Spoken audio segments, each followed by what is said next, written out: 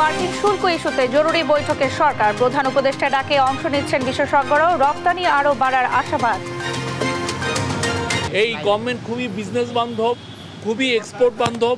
আমরা এমন কিছু করব যার ফলে আমরা মনে করি যে বাংলাদেশের এক্সপোর্ট ইউএসএ যে এখন যা আছে তার চেয়েও আরও বাড়বে। ঢাকা আসছে IMF এর প্রতিনিধি দল, ঋণের বাকি অর্থ ছাড়ে হবে শর্ত পর্যালোচনা, বাস্তবতা মেনে সমঝোতার পরামর্শ।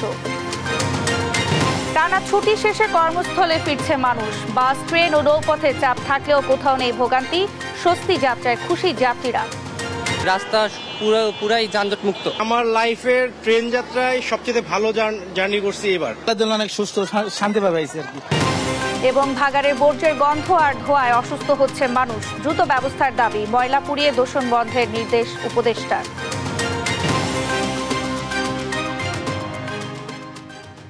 আমন্ত্রণ সংবাদ রাতে, দেখছিলেন সংবাদ শিরোনাম, সঙ্গে আছি আমি শারমিন নাসি। এবারে বিস্তারিত। মার্কিন নতুন শুল্কারোপ নিয়ে জরুরি বৈঠকে বসছে সরকার। প্রধান উপদেষ্টা ডক্টর মোহাম্মদ ইউনূসের আহ্বানে শনিবার সন্ধ্যা 7:30টায় রাষ্ট্রীয় অতিথি ভবন যমুনায় বসেছে এই সভা। এর আগে প্রধান উপদেষ্টা প্রেস সচিব শফিকুল আলম বলেন, অন্তর্বর্তী সরকার ব্যবসা বান্ধব সরকার। জরুরি বৈঠকে বিশেষজ্ঞরা যে মতামত দেবেন তার আলোকে সিদ্ধান্ত হবে।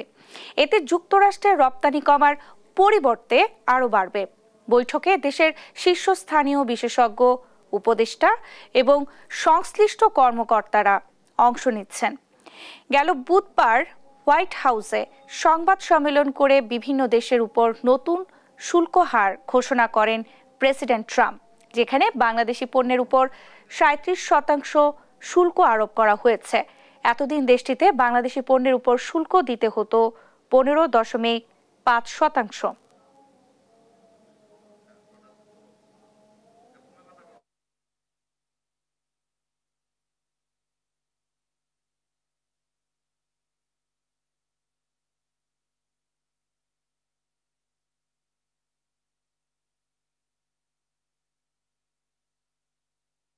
আজকের মিটিংয়ে খুব ইতিবাচক কিছু ডিসিশন আসবে এবং আমরা এই গভর্নমেন্ট খুবই বিজনেস বান্ধব, খুবই এক্সপোর্ট বান্ধব। আমরা এমন কিছু করব যার ফলে আমরা মনে করি যে বাংলাদেশের এক্সপোর্ট ইউএসএ যে এখন যা আছে তার চেয়েও আরও বাড়বে। আমি এটা বলে দিতে পারি যে বাংলাদেশের এক্সপোর্ট ইউএসএ আরও বাড়বে।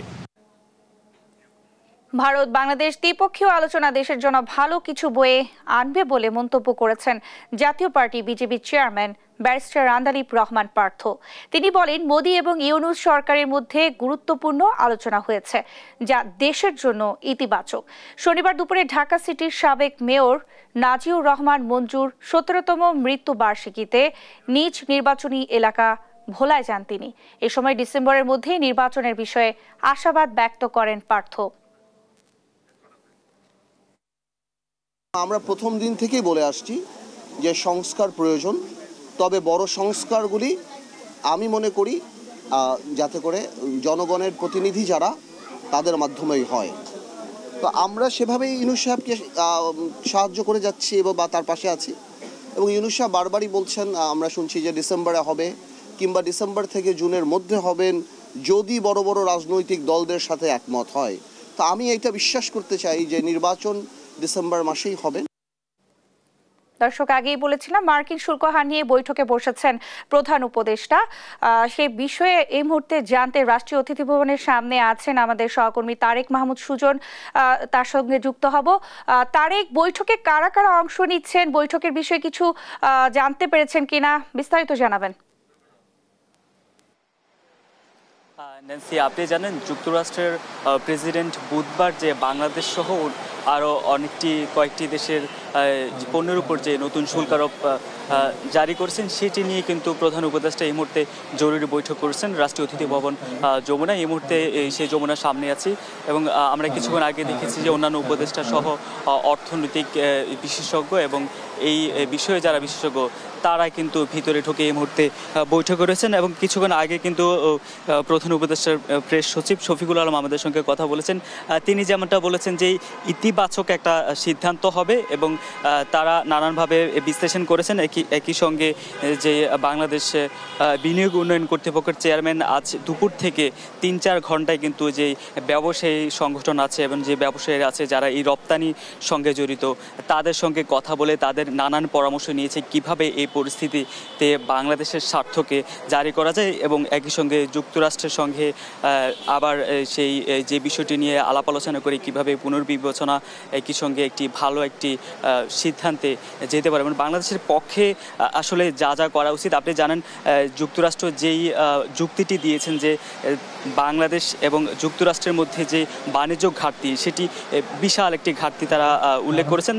তারা যেমনটি দাবি করেছেন বাংলাদেশে তাদের পণ্যের যেই শুল্ক হার সেটি ৭৪%, কিন্তু বাংলাদেশি যে অর্থনীতিবিদরা তারা ব্যাখ্যা বিশ্লেষণ করে কিন্তু জানিয়েছেন এই ৭৪% এটা কিন্তু ঠিক অ্যাকুরেট না, কারণ প্রকৃতিও যে শুল্ক হার সেটি আরও কম। একই সঙ্গে অনেক পণ্য আছে যেগুলোর মধ্যে বাংলাদেশে শুল্ক হার বেশি হলেও সেই পণ্যগুলো কিন্তু বাংলাদেশে ততটা আমদানি হয় না। সেই বিষয়গুলো নানানভাবে ব্যাখ্যা বিশ্লেষণ করে কিভাবে আরও সঠিক একটি পদ্ধতিতে সিদ্ধান্তে পৌঁছা যায় সেই বিষয় কিন্তু এই মুহূর্তে সিদ্ধান্ত হচ্ছে। এবং কিছুক্ষণ আগেই প্রধান উপদেষ্টার প্রেস সচিব আমাদেরকে যেমনটা জানিয়েছেন তিনি খুবই আশা প্রকাশ করেছেন যে একটি ভালো একটি সিদ্ধান্তে পৌঁছতে পারবেন বলে তার ধারণা। তো এই মুহূর্তে বৈঠক কিন্তু প্রধান উপদেষ্টার নেতৃত্বে রাষ্ট্রীয় অতিথি ভবনে চলছে। আমরা বৈঠকের পর এই বৈঠক সম্পর্কে বিস্তারিত জানতে পারবো। ন্যান্সি। তারেক, আপনাকে ধন্যবাদ। দর্শক, রাষ্ট্রীয় অতিথি ভবন যমুনা থেকে আমাদের সঙ্গে সরাসরি যুক্ত ছিলেন সহকর্মী তারেক মাহমুদ সুজন। ভারত বাংলাদেশ দ্বিপক্ষীয় আলোচনা দেশের জন্য ভালো কিছু বয়ে আনবে বলে মন্তব্য করেছেন জাতীয় পার্টির BJP chairman barrister Andalib Rahman Partha. তিনি বলেন মোদি এবং ইউনূস সরকারের মধ্যে গুরুত্বপূর্ণ আলোচনা হয়েছে যা দেশের জন্য ইতিবাচক। শনিবার দুপুরে ঢাকা সিটির সাবেক মেয়র নাজিউর রহমান মঞ্জুর ১৭তম মৃত্যুবার্ষিকীতে নিজ নির্বাচনী এলাকা ভোলায় যান তিনি। এ সময় ডিসেম্বরের মধ্যেই নির্বাচনের বিষয়ে আশাবাদ ব্যক্ত করেন পার্থ। $৪৭০ কোটি ঋণ কর্মসূচির আওতায় চতুর্থ ও পঞ্চম কিস্তির অর্থ ছাড়ের পূর্ব শর্ত পর্যালোচনায় ঢাকায় আসছে IMF এর প্রতিনিধি দল। ২ সপ্তাহের সফরে ঋণের শর্ত পর্যালোচনা সহ সরকারি বিভিন্ন দপ্তরের সঙ্গে ধারাবাহিক বৈঠক করবে দলটি। এর আগে ঋণের শর্ত পূরণ না হওয়ায় পিছিয়ে যায় চতুর্থ কিস্তি ছাড়। বিশেষজ্ঞরা বলছেন বর্তমান অর্থনৈতিক বাস্তবতা বিবেচনায় কঠিন ৪ শর্ত পূরণ সম্ভব নয়। তাই অনিশ্চয়তা থাকলেও আলাপ আলোচনার মাধ্যমে অর্থ ছাড়ের বিষয়ে আশাবাদী বিশ্লেষকরা। আলিমুজ্জামান সাফওয়ানের রিপোর্ট। ২০২৩ সালের ৩০ জানুয়ারি আন্তর্জাতিক মুদ্রা তহবিল IMF এর সঙ্গে $৪৭০ কোটি ঋণ চুক্তি করে তৎকালীন সরকার। ৩ কিস্তিতে মোট ঋণের $২৩১ কোটি বাংলাদেশ পেলেও শর্ত পূরণ না হওয়ায় চতুর্থ কিস্তি আটকে দেয় সংস্থাটি। সময় হয়েছে পঞ্চম কিস্তি ছাড়েরও। এমন পরিস্থিতিতে বাকি $২৩৯ কোটি ছাড় ও শর্ত পর্যালোচনায় IMF। বাংলাদেশের বর্তমান অর্থনীতি ট্রাম্প প্রশাসনের শুল্কারোপ ও ইসরায়েল যুদ্ধ বিবেচনায় IMF এর ঋণ প্রাসঙ্গিক হলেও সংস্থাটির দেওয়া শর্ত এই মুহূর্তে পূরণ করা সম্ভব নয় বলছেন বিশেষজ্ঞরা। আগামী ১-২ বছরের মধ্যে আসলে এই এত বড় সংস্কার যে 4টা সংস্কার সেটা আসলে করা সম্ভব নয় এবং এর জন্য আসলে সময় দিতে হবে। যদি বৈদেশিক মুদ্রা রিজার্ভের কথা বলেন, যে পরিমাণ চাপে ছিল সেই চাপটুকু আমি বলবো না নেই, চাপটুকু কমেছে। রপ্তানি আয়ে যে আমাদের ভাটা পড়ছিল, অর্থাৎ আমি বলবো ভাটা বলতে হচ্ছে প্রবৃদ্ধি স্লথ হচ্ছিল, সেটাও কিন্তু জোরালো হচ্ছে এবং সেটা 10% মতো প্রবৃদ্ধি অর্জন করতে সক্ষম হচ্ছে। এই দুটো কারণেই কিন্তু আমরা বৈদেশিক মুদ্রা রিজার্ভের ক্ষেত্রে একটা স্বস্তিদায়ক অবস্থার মধ্যে ফিরতে পারছি। মুদ্রা বিনিময় হার বাজার ভিত্তিক করা মোট জিডিপির 0.5% হারে বাড়তি রাজস্ব আদায় ও রাজস্ব নীতি থেকে রাজস্ব প্রশাসনকে আলাদা করা সহ IMF এর সব শর্ত পূরণ করলে মূল্যস্ফীতি বাড়বে বলে মনে করছেন তারা।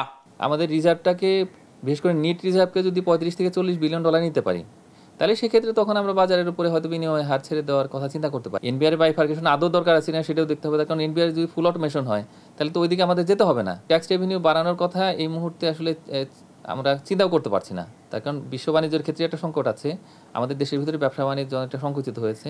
তো এই অবস্থায় অতিরিক্ত রাজস্ব আদায় করার কোনো উদ্যোগ গ্রহণ করলে সেটা আসলে হিতে বিপরীত হতে পারে। তবে বর্তমান পরিস্থিতি বিবেচনায় আইএমএফ এর সঙ্গে সমঝোতার ভিত্তিতে ঋণের বাকি অর্থ ছাড় সম্ভব বলেও জানান তিনি। আমরা যদি আলাপ আলোচনা টেবিলে বাংলাদেশ ব্যাংকের গভর্নরকে নিয়ে আসতে পারি, তাহলে সেক্ষেত্রে আমি মনে করি যে সমস্যার অনেক ক্ষেত্রে সমাধান সম্ভব, এবং আরও অন্যান্যভাবে আসলে বাংলাদেশের পরিস্থিতি তুলে ধরতে পারি, যে সংস্কার কার্যক্রমে তাদের সহায়তা চাইতে পারি। এইভাবে করে আসলে তাদের কাছ থেকে সময় চাইতে হবে। আমরা পূরণ করতে পারবো আস্তে আস্তে, কিন্তু আমাদেরকে সময় দিতে হবে। আর এসব বিষয়ে বাংলাদেশের বিভিন্ন সরকারি দপ্তরের সঙ্গে টানা 2 সপ্তাহ ধারাবাহিক বৈঠক করবে আইএমএফ এর প্রতিনিধি দল। আলিমুজ্জামান সাফওয়ান, দেশ টিভি, ঢাকা। ঈদ উল ফিতরের দীর্ঘ ছুটি কাটিয়ে ঢাকায় ফিরছে কর্মজীবী মানুষ। সড়ক, রেল ও নৌপথে রয়েছে যাত্রীর ভিড়। এতে চাপ থাকলেও নেই তেমন কোনো ভোগান্তি। স্বস্তিতে কর্মস্থলে ফিরতে পেরে খুশি যাত্রীরা। আলী আক্কাস আকাশের প্রতিবেদন। ঈদ যাত্রার কথা ভাবলে চোখের সামনে ভেসে ওঠে বাস, ট্রেনে উপচে পড়া ভিড়, ফেরার পথেও অন্তহীন ভোগান্তি। তবে ব্যতিক্রম চিত্র ধরা পড়ে এবারের ঈদে। রাজধানী ছাড়ার মতোই ফেরাও এবার স্বস্তিদায়ক। তবে ঢাকায় ঢোকা যানবাহনের চাপে শনিবার সকাল থেকেই সাইদাবাদ এলাকায় সৃষ্টি হয় যানজট। যেখানে সেখানে গাড়ি থামিয়ে যাত্রী নামানোর কারণে তৈরি হচ্ছে গাড়ির দীর্ঘ সারি। কিছু ক্ষেত্রে অতিরিক্ত ভাড়া আদায়ের অভিযোগ পেলেও সার্বিকভাবে ভোগান্তি নেই বলে জানান যাত্রীরা। ভাড়া হচ্ছে কিছুটা বেশি রাখছে, কিন্তু অন্য সব ব্যাপারে আর কোনো সমস্যা হয়নি। রাস্তা পুরাই যানজট মুক্ত। টিকিট পেতে কোনো সমস্যা হয় নাই, আলহামদুলিল্লাহ টিকিট পেয়েছি, কিন্তু প্রচুর দাঁড়ানো লোক ছিল এবং ছাদের উপরে লোক ছিল। তেমন কোনো ভোগান্তি দেখলাম না আর কি। যে আমরা যে ট্রেনটা এসে আসলাম, এটা খুলনা থেকে সকাল 6টায় ছাড়ে। আমি সিঙ্গিয়া থেকে উঠছি 6:55, এই যে নামলাম। ট্রেন যুগেও রাজধানীতে ফেরা নিয়ে সন্তোষ প্রকাশ করে যাত্রীরা। জানান, ট্রেন যাত্রায় ভিড় থাকলেও সময় মতো ছেড়ে আসে সব ট্রেন। আমার লাইফের ট্রেন যাত্রায় সবচেয়ে ভালো জার্নি করছি এবার, কারণ অন্যান্য সময় এতগুলো ট্রেন থাকে না, ঈদের স্পেশাল ট্রেন, এবং টাইমলি আপ ডাউন করতে পারছি। খুবই ভালো লাগছে। নদীপথে ভোর থেকেই সদরঘাটে ভিড়ছে দক্ষিণাঞ্চলের যাত্রী বোঝাই লঞ্চ। অন্যান্য সময়ের তুলনায় এবার কম ছিল ভবঘুরে ও কুলিদের আনাগোনা। লঞ্চ যাত্রায় ফেরা নিয়েও যাত্রীদের কণ্ঠে ছিল স্বস্তি। যে নরমাল যে ভাড়া ছিল আজকে সেম ভাড়াটাই, কয়েকদিন আগে ছিল বেশি, কিন্তু আজকে সেম ভাড়াটাই নিচ্ছে। অনেক সুস্থ শান্তি পাবে আর কি, কোনো ঝামেলা নেই। এছাড়া আইন শৃঙ্খলা রক্ষাকারী বাহিনীর সরব উপস্থিতির কারণে এবার চুরি ছিনতাইয়ের ঘটনাও কম ঘটেছে। আলী আক্কাস আকাশ, দেশ টিভি, ঢাকা। টানা 9 দিনের সরকারি ছুটি শেষে ঢাকায় ফিরছে নগরবাসী। পথে পথে বেড়েছে যাত্রীর চাপ। তবে কোথাও কোথাও শিডিউল অনুযায়ী বাস না পাওয়ার পাশাপাশি ঢাকা ময়মনসিংহ রুটে যাত্রীদের গুনতে হচ্ছে দ্বিগুণ ভাড়া। এদিকে পাটুরিয়া দৌলতদিয়া নৌ রুটে যানবাহনের চাপ বাড়লেও স্বস্তিতেই ফিরছে মানুষ। সহকর্মীদের পাঠানো তথ্য ছবিতে নুসরাত শোভার রিপোর্ট। ঈদ উল ফিতরের ছুটি কাটিয়ে ঢাকায় ফিরতে শুরু করেছে মানুষ। যাত্রীদের চাপ বেড়েছে সড়ক ও নৌপথে।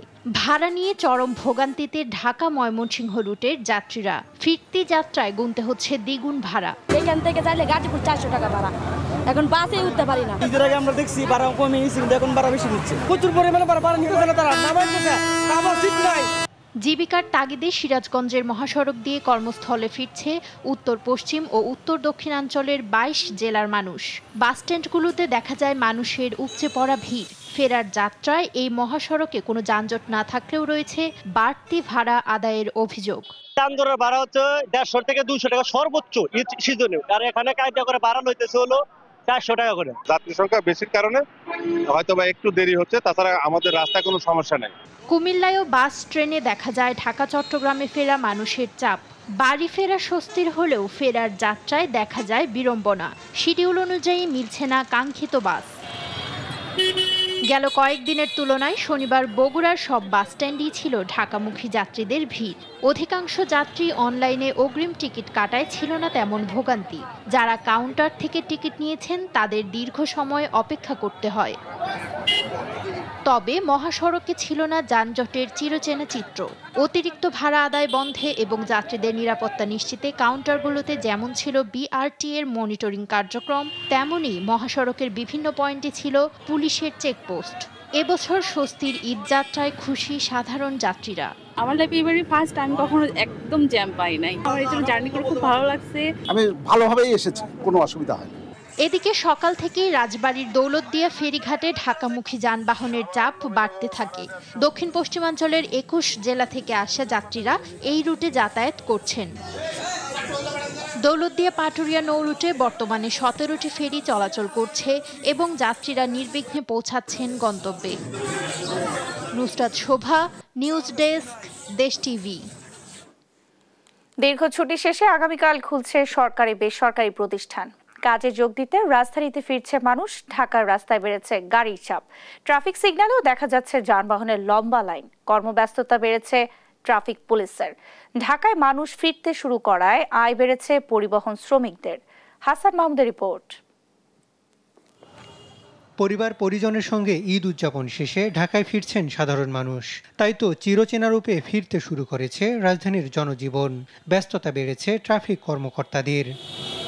শনিবার সকাল থেকে রাজধানীর বিভিন্ন সড়কে বেড়েছে যানবাহনের চাপ। কোথাও কোথাও দেখা গেছে দীর্ঘ যানজটের। রোববার থেকে সরকারি বেসরকারি প্রতিষ্ঠান চালু হতে যাওয়ায় ঢাকায় আসতে শুরু করেছেন সাধারণ মানুষ। তাই রাজধানীতে মানুষের সমাগম বাড়ায় আয় বেড়েছে গণপরিবহনে। এখন বর্তমানে ভালো, লাস্ট মাঝখানটা কয়েকদিন খারাপ ছিল। মোটামুটি ভালো, মোটামুটি কালকে মনে ভালো হইতে পারে, আজকে মোটামুটি একটু ভালো। বাজারে দেখা গেছে এদিকে যাইবার সময় হয়, আইবার সময় দেখা গেছে যাইবার সময় হয় না, আইবার সময় হয় কটা। গেল কয়েকদিন যাত্রী সংখ্যা কমে গেলেও শনিবার কিছুটা যাত্রী পেয়েছেন রিক্সা, সিএনজির মতো যানবাহনের চালকরাও। আজকে মোটামুটি অন্যরকম হয়েছে, আপনার সকাল থেকে 500-700 টাকা কাজ হয়েছে। আর অন্যদিন তো এই টাইমেও হয় না। ঈদের পরের দিন একটু কটা পয়সা পাইছি, আর আজকে হয়তো কটা পয়সা পাইছি। রোজার মাস পুরা একরকম, মালিকের জমাও ঠিক মতো দিতে পারি নাই। আসতেছে লোকজন, টুকটাক করে আসতেছে। আর আগামীকাল হয়তো ইনশাল্লাহ বেশি হইতে পারে। রোববার একসঙ্গে সব অফিস খুলে গেলে বাড়তি চাপ তৈরি হবে রাজধানীর প্রধান সড়কগুলোতে। এসব মাথায় নিয়ে প্রস্তুতি নিয়েছে ট্রাফিক বিভাগ। যেভাবে ট্রাফিক এতদিন চলছে, আমরা ঠিক সেইভাবে আমরা আমাদের দায়িত্ব থেকে আমাদের জায়গা থেকে আমরা সেই দায়িত্বগুলো পালন করব। আশা করি খুব বেশি সমস্যা হবে না, কারণ আমাদের বাংলাদেশ পুলিশের, আমাদের আইজিপি স্যার, আমাদের ডিএমপি পুলিশ কমিশনার, আমাদের স্যার আমাদেরকে সেভাবে ব্রিফিং করে যাতে মানুষের যাত্রাটা শুভ হয় এবং তারা যেন ঠিকমতো ঘরে ফিরে আসতে পারে, সেই হিসেবে আমরা কাজ করে যাচ্ছি। গাবতলী, সায়দাবাদ সহ রাজধানীর বাস টার্মিনালগুলোতে দেখা যায় রাজধানীমুখী মানুষের বাড়তি চাপ। হাসান মাহমুদ, দেশ টিভি, ঢাকা। বর্জ্যের গন্ধ আর ধোঁয়ায় সিটি কর্পোরেশনের ময়লার ভাগাড় এলাকার মানুষের অসুস্থতা যেন কাটিয়ে না। তাই জনস্বাস্থ্য রক্ষায় দ্রুত পদক্ষেপ নেওয়ার দাবি স্থানীয়দের। শনিবার মাতুয়াইল স্যানিটারি ল্যান্ডফিল পরিদর্শনে গেলে পরিবেশ উপদেষ্টার কাছে এই দাবি জানায় তারা। এ বিষয়ে ব্যবস্থা নেওয়ার আশ্বাস দিয়ে উপদেষ্টা বলেন, সীসা বের করতে ব্যাটারি পুড়িয়ে কেউ পরিবেশ দূষণ করলে কঠোর ব্যবস্থা নেওয়া হবে। হাসান মাহমুদের রিপোর্ট। মাতুয়াইল ল্যান্ডফিল যেন ময়লা আবর্জনার পাহাড়। বিভিন্ন জায়গা থেকে উঠছে ধোঁয়া, বাতাসে ভাসছে উৎকট গন্ধ। তীব্র দুর্গন্ধ আর ধোঁয়ায় পুরো এলাকাতেই যেন অস্বাস্থ্যকর পরিবেশ। সঙ্গে যোগ হয়েছে আশপাশের বেশ কিছু কারখানার কালো ধোঁয়া। পুরো এলাকার পরিস্থিতি দেখতে বৃহস্পতিবার ল্যান্ডফিল পরিদর্শন করেন পরিবেশ উপদেষ্টা সৈয়দা রিজওয়ানা হাসান। এ সময় স্থানীয়রা অভিযোগ করেন, ময়লার পরিমাণ কমাতে পরিকল্পিতভাবে আগুন লাগায় সিটি কর্পোরেশনের কর্মীরা। একই সঙ্গে স্থানীয় কিছু কারখানার ধোঁয়ায় জনস্বাস্থ্য হুমকির মুখে বলে অভিযোগ করেন তারা। 10 বছর ধরে জ্বালাইতেছে 2টা রুলিং মিল, এমন ভাবে ধোঁয়া ছাড়ে যে আমাদের লাগে প্রতিদিন বৃষ্টি হয়। তবে আগুন দেওয়ার অভিযোগ অস্বীকার করেন ডিএনসিসির প্রধান বর্জ্য ব্যবস্থাপনা কর্মকর্তা। জানান, ফায়ার সার্ভিসের সঙ্গে বেসরকারি কোম্পানির সহযোগিতায় আগুন নেভাতে কাজ করছেন তারা। আমাদের ক্লোজ মনিটরিং এটা আছে আপনাকে, এবং আপনাদের কিভাবে দুর্ভোগ কমানো যায় ইনশাআল্লাহ আমরা সেইটা কমানোর জন্য প্রচন্ড সচেষ্ট আছে। ল্যান্ডফিল এলাকায় কিভাবে বায়ু দূষণ কমানো যায় সে ব্যাপারে দ্রুত পদক্ষেপ নেওয়া হচ্ছে বলে জানান পরিবেশ উপদেষ্টা। আবার যখন যদি পোড়াবার ধৃষ্টতা দেখায় আবার জানাবেন, আপনাদের তো ওর নাম্বার আছেই। যে ম্যাজিস্ট্রেট এসেছিল তাকে ফোন করবেন, আবার এসে বন্ধ করা হবে। এবং যারা করে সে সমস্ত কারখানার আমরা দরকার হলে মালিকদেরকে ধরব। এদিকে বর্জ্য ব্যবহার করে বিদ্যুৎ উৎপাদনের বিষয়ে পরিবেশ অধিদপ্তরের সঙ্গে কাজ করা হচ্ছে বলে জানান উত্তর সিটি কর্পোরেশনের প্রশাসক। ওয়েস্ট টু এনার্জি সারা বাংলাদেশে 3টি সিটি কর্পোরেশনে অলরেডি এগ্রিমেন্ট হয়েছে। একটি হচ্ছে ঢাকা উত্তর সিটি কর্পোরেশন ল্যান্ডফিলের জায়গায়, আরেকটি খুলনাতে আলোচনা করা হয়েছে এবং একটা এগ্রিমেন্ট হয়েছে, আর তৃতীয়টি হচ্ছে গাজীপুরে। পরে স্থানীয় কয়েকটি স্টিল মিল কারখানা ঘুরে দেখেন উপদেষ্টা। পরিবেশ ছাড়পত্রের বাইরে কোনো কার্যক্রম চালালে দ্রুত ব্যবস্থা নেওয়ার কথা জানান তিনি। হাসান মাহমুদ, দেশ টিভি, ঢাকা। সুপ্রিম কোর্ট সচিবালয় প্রতিষ্ঠার দ্বার প্রান্তে রয়েছে বলে জানিয়েছেন প্রধান বিচারপতি ডক্টর সৈয়দ রেফাত আহমেদ। বলেন, আলাদা সচিবালয় বিচার বিভাগের প্রাতিষ্ঠানিক স্বাধীনতা ও স্বায়ত্তশাসন নিশ্চিতে সহায়ক হবে। শনিবার রংপুরে বিচার বিভাগের স্বাধীনতা ও কার্যদক্ষতা বৃদ্ধি শীর্ষক আঞ্চলিক সেমিনারে এ কথা জানান তিনি। প্রধান বিচারপতি আরও বলেন, বিচার বিভাগ সংস্কার সংক্রান্ত রোডম্যাপ পর্যায়ক্রমিক বাস্তবায়নের মাধ্যমে নতুন বাংলাদেশ বিনির্মাণে গুরুত্বপূর্ণ ভূমিকা রাখবে। বিচারিক সংস্কার শুধু খাতভিত্তিক সংস্কারের স্থায়িত্বের মূল চাবিকাঠি নয়, এটি এখন নিজেই সংস্কার শব্দের প্রতীক হয়ে উঠেছে বলেও মন্তব্য করেন তিনি। বিচার বিভাগ হলো রাষ্ট্রের একমাত্র অঙ্গ যা বহু দশক ধরে নিজের আভ্যন্তরীণ সংস্কারের জন্য সক্রিয়ভাবে প্রচেষ্টা চালিয়ে আসছে। এখন লক্ষ্য হলো সেই উদ্দেশ্য পূরণ করা এবং তা যেন ভবিষ্যতেও টিকে থাকে তা নিশ্চিত করা। একটি প্রতিষ্ঠান হিসেবে আমরা কখনো ক্ষমতার পূর্ণ পৃথকীকরণের লক্ষ্যের এতটা কাছাকাছি আসিনি। সরকারের কাছে যথেষ্ট খাদ্যশস্য মজুদ আছে, এ নিয়ে কোনো ধরনের শঙ্কা নেই বলে জানিয়েছেন খাদ্য উপদেষ্টা আলী ইমাম মজুমদার। শনিবার কিশোরগঞ্জের অষ্টগ্রাম হাওরে বোরো ধান সরেজমিন পরিদর্শন ও কৃষকদের সঙ্গে মতবিনিময় সভায় তিনি এই কথা বলেন। খাদ্য উপদেষ্টা বলেন, গেল বন্যায় আম ধানের যে ক্ষতি হয়েছে তা পুষিয়ে নিতে সরকার খাদ্যশস্য আমদানি করছে। এবার হাওর সহ সারা দেশে বোরোর বাম্পার ফলন হবে এমন আশাবাদ জানিয়ে তিনি বলেন, সবকিছু ঠিক থাকলে খাদ্যে উদ্বৃত্ত হবে দেশ। ক্ষতিপূরণের জন্য আমরা বিদেশ থেকে প্রচুর চাল আমদানি করতে হয়েছে, সে আমদানি প্রক্রিয়া এখনো চলমান আছে। আমাদের মজুদ পরিস্থিতি চাল এবং গম দুইটা মিলেই আল্লাহর মতো অত্যন্ত সন্তোষজনক আছে। ফ্যাসিবাদীদের বিচার নিশ্চিত সহ প্রয়োজনীয় সংস্কার শেষে দ্রুত জাতীয় নির্বাচনের দাবি জানিয়েছেন জামায়াতে ইসলামীর সহকারী সেক্রেটারি জেনারেল মাওলানা রফিকুল ইসলাম খান। শনিবার দুপুরে বগুড়ার শহীদ টিটু মিলনায়তনে ছাত্র শিবিরের সাবেক নেতাকর্মীদের প্রীতি সমাবেশে এই দাবি জানান তিনি। এ সময় বিগত সরকারের সংস্কার করা সংবিধানে যারা আস্থা রাখতে চান তাদের কড়া সমালোচনা করেন মাওলানা রফিক। এছাড়াও কারাগারবন্দী এটিএম আজহারুল ইসলামের দ্রুত মুক্তিও দাবি করেন তিনি। এখনো আমাদের প্রিয় নেতা এটিএম আজহারুল ইসলামকে মুক্তি দেওয়া হয় নাই। আজকের এই প্রাক্তন সম্মেলনে আমরা অন্তর্বর্তীকালীন সরকারের কাছে আহ্বান জানাতে চাই, অবিলম্বে এটিএম আজহারুল ইসলামকে মুক্তি দিতে হবে। সরকারের ভিতরে বাইরে এখনো ফ্যাসিবাদের দোসরেরা ভূমিকা পালন করছে, ষড়যন্ত্র করছে। কাজেই গণহত্যার সাথে যারা জড়িত, বাংলাদেশের মানুষের সাক্ষী রেখে এই গণহত্যাকারীদের বিচার দ্রুত শেষ করে তাদেরকে ফাঁসিতে ঝুলিয়ে হত্যা করতে হবে।